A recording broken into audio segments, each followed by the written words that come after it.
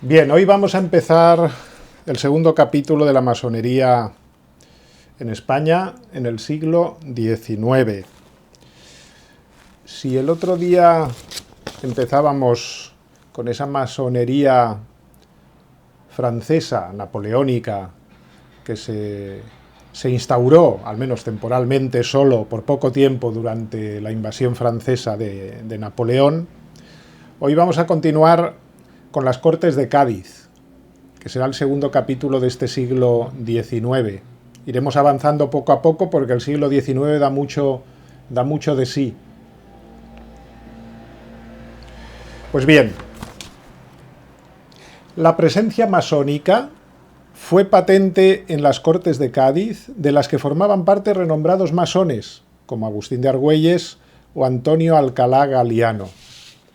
Son palabras estas de un libro, La verdadera historia de los masones, de Jorge Blache y Santiago Río. El segundo, al menos, consta que es masón. Es un libro del año 2006. Es una afirmación, por otra parte, bastante común entre los mismos masones y entre los historiadores. Hubo masones en las Cortes de Cádiz. Hubo muchos masones en las Cortes de Cádiz, como veremos. Y, por otra parte, la calidad de estos masones era importante, en la medida de que fueron de los más influyentes en lo que fue la creación de la Constitución de 1812. Es decir, había muchos, eran influyentes y trabajaron de valiente por la transformación de España según los nuevos criterios. Por lo tanto, el testimonio sobre este particular creo que no ofrece ninguna duda por parte de los historiadores. No cabe duda de que esta Asamblea Constituyente, las Cortes de Cádiz, la Constitución de Cádiz, constitucionalizó el liberalismo y connaturalizó en España por primera vez aquel trilema famoso de la Revolución Francesa: libertad, igualdad y fraternidad. Es la Constitución de Cádiz la que da cabida por primera vez a toda esta forma de pensar, a esta ideología en España. Lo que no pudo instaurarse por la fuerza de la invasión napoleónica, podemos decir en verdad, sin ninguna duda, que se legitimó y aceptó dócilmente gracias a la Constitución de Cádiz. Es verdad que no logró la plenitud de sus propósitos desde el principio. Hubo altibajos, tenía que volver Fernando VII, después vendría el trienio liberal, que sería otro momento de apogeo de esta forma de pensar. Es decir, habría altibajos, pero acabaría imponiéndose, por decirlo así, toda esa forma de pensar que venía ya de los enciclopedistas, de la Ilustración, de los pensadores políticos franceses, que no nos engañemos, en número abundante eran masones, y que traían ese concepto que se va a imponer con el tiempo de la soberanía del pueblo. Con ese ideario entró en el escenario de finales del siglo XVIII la masonería en la política, y seguiría todo el siglo XIX haciéndose presente en los escenarios principales de la política internacional. Allí estaría la masonería siempre presente, influyendo con todo ese ideario, en la independencia de las 13 colonias americanas, evidentemente en la Revolución Francesa, en la independencia hispanoamericana, y con las tropas francesas, como hemos visto, invasoras en España. Una vez se introdujo en España por las Cortes de Cádiz, podemos decir en verdad que ya no abandonó España jamás. Unas veces de forma más latente, como decimos, disimuladamente, porque lo exigían las circunstancias. Pero ya en el siglo XIX se hizo patente de forma desvergonzada y llevó a cabo el propósito de acabar con el orden tradicional de la monarquía española. Etapas de esta labor de construcción política, social y religiosa, fueron, por ejemplo, en primer lugar las Cortes de Cádiz, pero después el trienio liberal de 1820 a 1823, y después el reinado de Isabel II, en el cual si bien la masonería pues en algunos momentos no fue aceptada plenamente, sí que pudo sobrevivir con toda tranquilidad y desenvolverse en los ámbitos más altos de la nación. Y finalmente, y de forma ya esplendorosa y decidida, entrando en las instituciones y en la historia de España para quedarse, en la Revolución de 1868, con la Primera República, con el sexenio liberal. Todo esto lo iremos viendo en sucesivos capítulos, si Dios quiere. Vamos ahora con los orígenes de estas Cortes de Cádiz que nos toca tratar hoy. El vacío de poder que se había originado con la salida del rey legítimo de España, de Fernando VII, desencadenó un proceso mediante el cual acabarían asumiendo, por decirlo así, las instancias del poder, unas instituciones que podríamos decir que eran inéditas del todo, que serían las juntas, ¿no? Surgidas, por decirlo así, del pueblo, de la base, surgidas de abajo hacia arriba y capaces de satisfacer las aspiraciones populares, esas aspiraciones populares que se habían manifestado en la resistencia contra el invasor, pero que se habían visto tremendamente defraudadas por la actitud contemporizadora de las autoridades españolas con respecto a los franceses invasores. El pueblo tuvo que hacerse cargo, por decirlo así, de la situación, desde abajo hacia arriba, las juntas provinciales primero. El proceso comenzó con el nombramiento, es verdad, de una junta de gobierno por el mismo rey Fernando VII cuando marcha a Bayona. Dicha junta estaba presidido por su tío, por el infante don Antonio, y en ella quedaba depositada, en aquella junta, la soberanía nacional. Pero ni esta junta, ni el Consejo de Castilla, que eran las instancias fundamentales de poder en aquel momento, estuvieron a la altura de las circunstancias. Y tampoco las autoridades provinciales, que se mostraron más bien contemporizadoras, no decididas a encabezar el levantamiento contra las tropas de ocupación, que fue cosa de individuos concretos apoyados por la masa de la gente. De esta manera se fue produciendo, podríamos decir, una especie de deslizamiento de la soberanía desde las instancias superiores hasta la base, que asumió verdaderamente la responsabilidad de la creación de las juntas para hacer frente al invasor. A posteriori, un segundo paso supondría la coordinación de estas juntas, ¿no?, mediante la creación de la Junta Central, que coordinase de alguna manera el esfuerzo bélico, que mantuviese la conciencia de la unidad nacional en aquellos momentos de crisis, y así se creó la Junta Suprema Central Gubernativa de España y de Indias, y se instaló en Aranjuez el 25 de septiembre de 1808. Componían esta junta 35 miembros, y su presidente era el conde de Floridablanca. Yo pongo aquí 3 puntos al lado de él. Ya sabéis que 3 puntos es un indicativo de la pertenencia a la masonería, ¿no? Los hermanos 3 puntos. Pues el conde de Floridablanca, masón, fue el primer presidente. Pero el elemento más destacado de aquella junta sin duda fue Jovellano. 3 puntos también, masón también. Ya vemos cómo van tomando posiciones, en aquellas circunstancias también, en el poder supletorio, por decirlo así, que venía de alguna manera a controlar, pues, el gobierno de España. De la España que quedaba libre, evidentemente, porque España, vamos a decirlo, se había levantado, el pueblo se había levantado, en efecto, contra los franceses, que aún no habían desaparecido del escenario. Aunque se ha querido transmitir que en esta junta y después en las Cortes de Cádiz estaban representadas todas las sensibilidades políticas, en su mayor parte, no hay que dudarlo, sus miembros eran partidarios de las reformas para regenerar el país según los modelos liberales, como así se demostraría después en las Cortes de Cádiz. Existían 2 modelos, por decirlo así, liberales los dos, el inglés, más moderado, y el francés, más revolucionario, y este último es el que se impuso aquí en España. no cabe ninguna duda. A veces ha dicho, bueno, pero si había muchos, por ejemplo, en las Cortes de Cádiz había muchos sacerdotes, no podía ser que tuviese tanta influencia la masonería o el liberalismo, ¿no?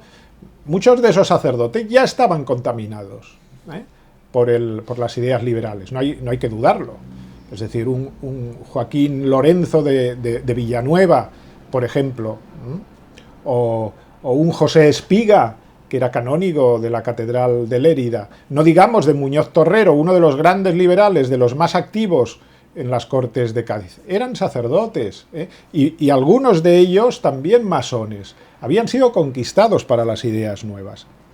Pues bien, todo esto atrajo la mirada vigilante en parte del pueblo, que ya sabemos cómo se las gastaba, el pueblo español, cómo recibía las ideas francesas, lo sabemos perfectamente, ¿no? Y después las instituciones del antiguo régimen miraron todo esto en principio con sospecha, ¿no? No hay que olvidar que el pueblo es aquel pueblo que se levantó en armas contra Napoleón y contra las ideas ilustradas, ¿eh? Y que la deriva liberal con sus ideas solo había permeado muy ligeramente, y no desde luego en las clases humildes, sino en todo caso en los estratos intelectuales y elitistas, y no tampoco en su mayoría. No en vano, Jovellanos se vio obligado a salir en defensa de la Junta, ¿eh? ¿Por qué? Porque había sospechas sobre ella, el pueblo la miraba con desconfianza, ¿eh? Y publica Jovellanos una memoria en defensa de la Junta Central, ¿eh? Tiene que defenderla. Esta Junta Central nació de la unión de las diversas juntas provinciales. Pues bien, se constituyó en 1808, después el Consejo de Regencia en 1810 y en 1812 la Regencia del Reino. Bien, en 1810 se reunieron los diputados por primera vez. Después de año y medio firmaron la aprobación de la Constitución. Los debates durante este tiempo indudablemente fueron enconados e intensos. Salió a relucir la doctrina, la filosofía jurídica, la historia política, ahora bajo el influjo del justnaturalismo, y estamos hablando aquí de un justnaturalismo que no es el clásico, sino que es el moderno, el racionalista, el que ha nacido en el siglo XVII con Hugo Grocio. Es importante que esto lo tengamos en cuenta, porque cuando hablamos de justnaturalismo podría llevarnos a un error. La diferencia entre el clásico y el moderno estriba en el énfasis que cada uno de ellos pone en la noción de ley natural o en el derecho subjetivo, respectivamente. Y este va a ser el problema, ¿no? Ese subjetivismo, que va a introducirse, por decirlo así, también en el derecho. Así, mientras las doctrinas justnaturalistas modernas se desarrollan y articulan fundamentalmente a partir de la noción de derecho natural, como facultad moral, las teorías clásicas lo hacían desde la noción de ley natural. Los filósofos del derecho natural, por ejemplo, se preguntaban ¿cuál es el origen de la sociedad? Y respondían el estado natural y el contrato social. Aquí ya vemos a Rousseau. Es decir, que la sociedad ya no se constituye para los defensores de este justnaturalismo por ser un orden natural creado por Dios, sino que, por decirlo así, configura un orden artificial, plasmado simplemente por los hombres, ¿no? Y este es el error, ¿no?, que viene a contaminar, pues, desde un principio las ideas de Cádiz. Bien.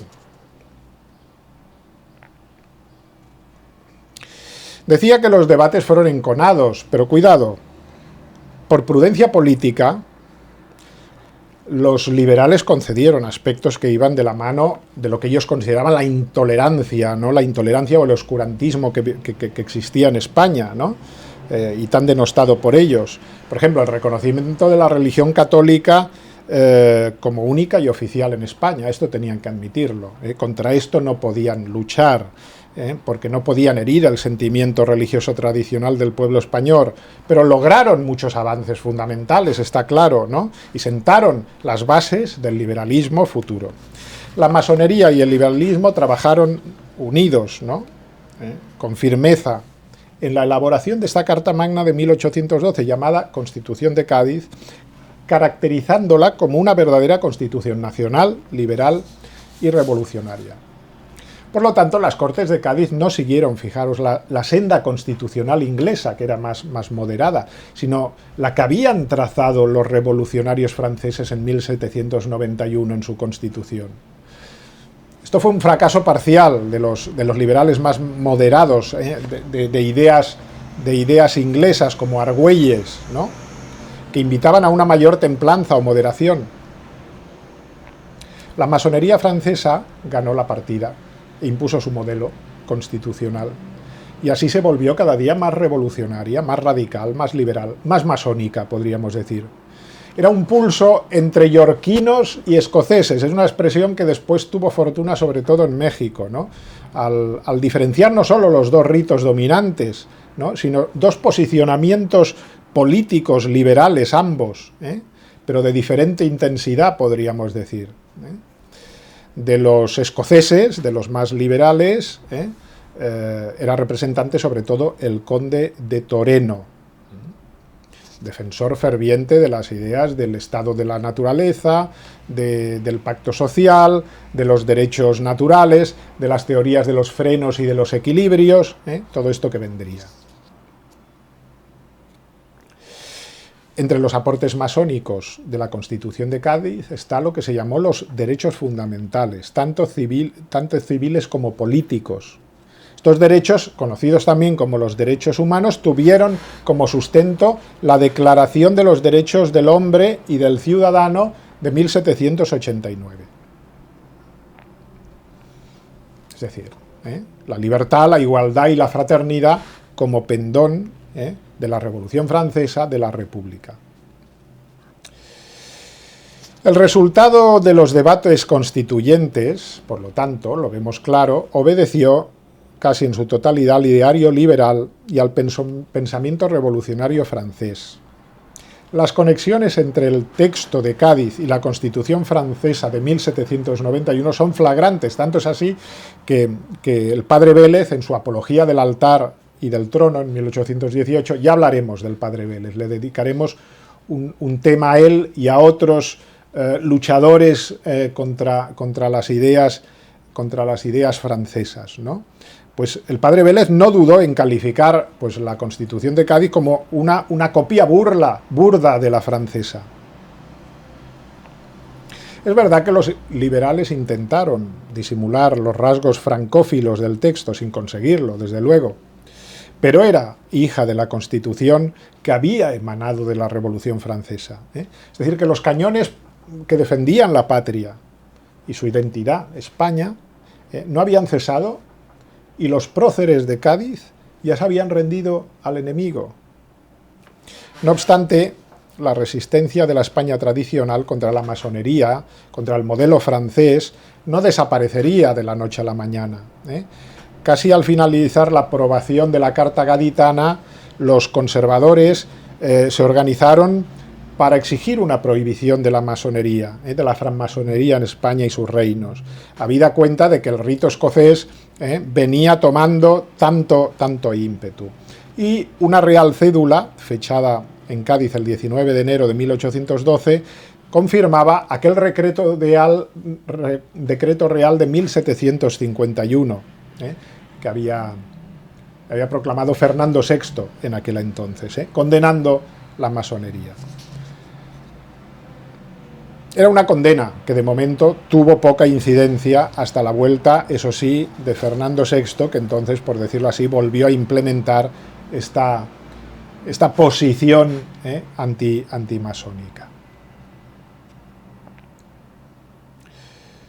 Pero no hay que ignorar que la ruptura había sido patente, ¿no? Es decir, el artículo 2 de la Constitución decía: la nación española es libre e independiente y no es ni puede ser patrimonio de ninguna familia ni persona.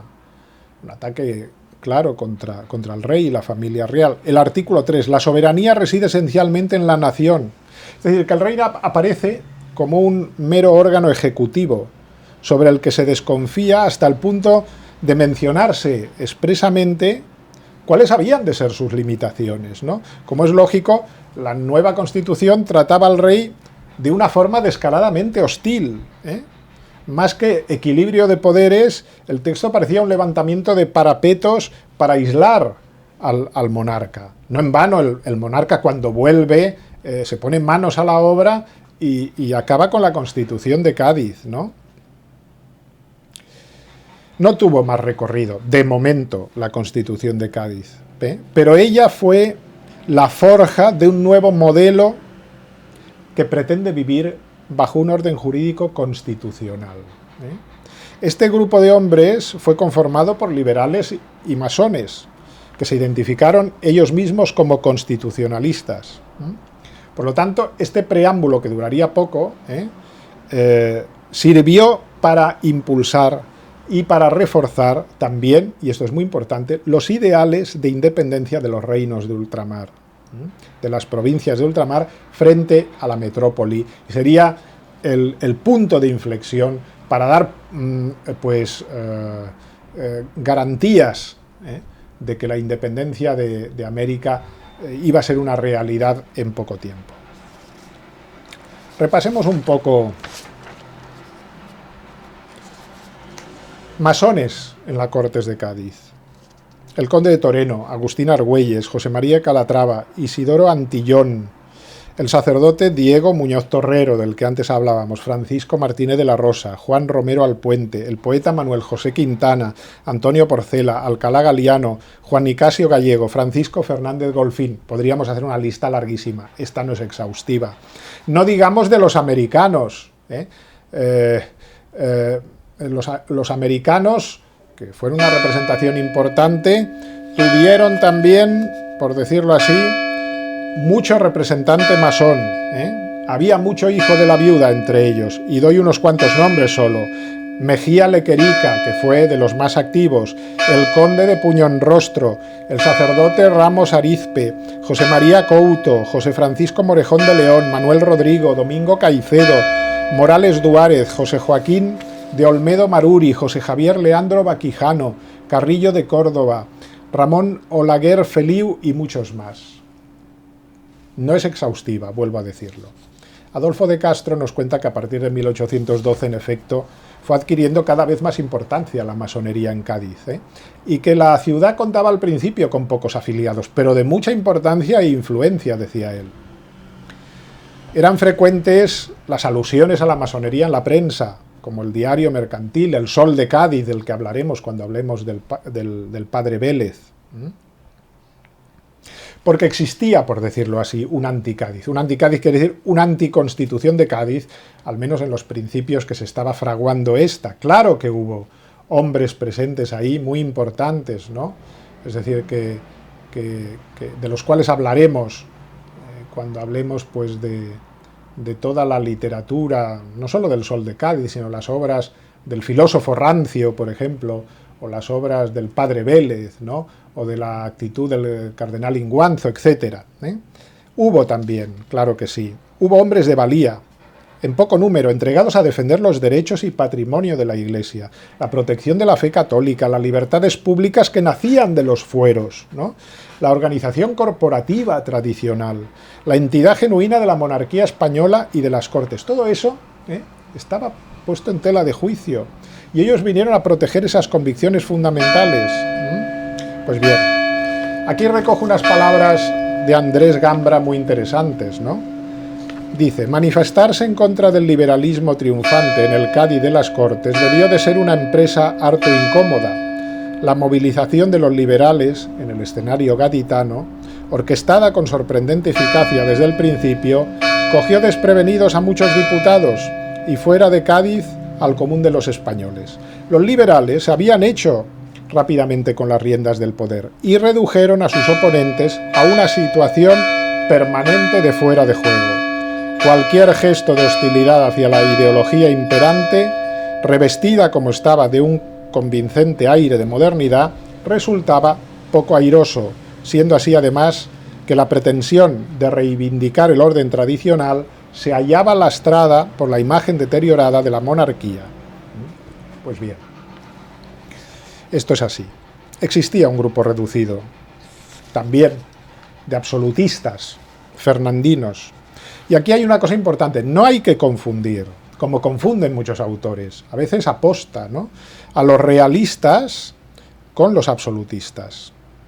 Se hace con gran ligereza, sin entender la diferencia entre el absolutismo y lo que era el realismo antiliberal y tradicionalista, que era otra cosa. Este último mostró sus cartas, por ejemplo, cuando el obispo de Orense, ese gran hombre, don Pedro de Quevedo, sin miedo alguno, se opuso a prestar juramento a las nuevas Cortes. Y es que el proyecto liberal hacía de la soberanía popular un principio dogmático y acomodaba sus intenciones a las máximas y principios de la Revolución Francesa. Y el obispo de Orense, que además era presidente de la regencia, admirable siempre por su rectitud, por su coherencia, se opuso y fue confinado durante 4 meses en reclusión. Y es que está claro que la soberanía nacional es el tema clave donde se estrellaban, está claro, en direcciones contrarias, los realistas y los liberales. Pero la soberanía nacional es el tema clave. Los liberales hablaban de soberanía nacional, entendiendo nación como un ente ideal, abstracto, distinto de la suma de los individuos del pueblo o de las provincias que lo integraban. La nación era soberana, decían los liberales, porque este es su natural y es su irrenunciable condición. No se disimulaba para nada qué es lo que late detrás de esta concepción. Es una visión claramente inmanentista, y aquí es el problema, ¿no? Una visión inmanentista del derecho, del Estado, de la naturaleza, que desemboca necesariamente en el pacto social. Otra vez Rousseau. El pacto social donde los individuos, libres e iguales por naturaleza, renunciarán a parte de sus libertades para constituir un Estado, una sociedad, a través, como decíamos, del pacto social, confiriendo la titularidad de la soberanía a la colectividad, es decir, a la nación. No obstante, a la larga, la tan cacareada separación de poderes se va a resentir en la práctica, ya que los liberales argumentan que no hay paridad entre los órganos del Estado, el monarca, las Cortes, los jueces, ¿no? Y por lo tanto las Cortes, nos dirán, como representantes que son de la soberanía nacional, deberán arrogarse la más alta función de la dirección en la política del Estado. En definitiva, se imponía una vez más el modelo revolucionario francés, como vemos. Son las teorías sobre el poder constituyente del abate Sieyes, de infeliz memoria, sacerdote también, sacerdote apóstata. La nación era soberana, decía Sieyes, podía, por lo tanto, otorgarse una constitución a sí misma, en la que plasmar sin ningún respeto a la historia ni a la tradición, en este caso ni a la historia ni a la tradición de España, una nueva forma de gobierno. Sí, así se instituía una nueva forma de gobierno, sin tener en cuenta ni la historia ni la tradición de España. Por otra parte, los realistas consideraban que tal y como se estaba redactando estos artículos de la Constitución, de esta manera la nación podía cambiar las antiguas leyes del reino, sin contar en absoluto con la quiescencia del rey, algo que para los realistas era del todo imposible, porque aseveraban que las leyes fundamentales eran un pacto bilateral que no podía ser anulado unilateralmente por ninguna de las partes. Esta era la visión realista. De ahí el combate decidido contra esta idea. Para los realistas, la nación es verdad, la nación había reasumido la soberanía como consecuencia del trono vacante, de la crisis que estaba viviendo España. Pero eso no le daba patente de corso para hacer lo que ella quisiera en ausencia del rey, y menos en prejuicio de las antiguas leyes fundamentales. El pensamiento tradicional era que la soberanía era un atributo compartido entre el rey y la nación. Ese era el pensamiento tradicional. La nación, formada esta última como la suma de los estamentos y de las provincias. La historia nacional poseía, por decirlo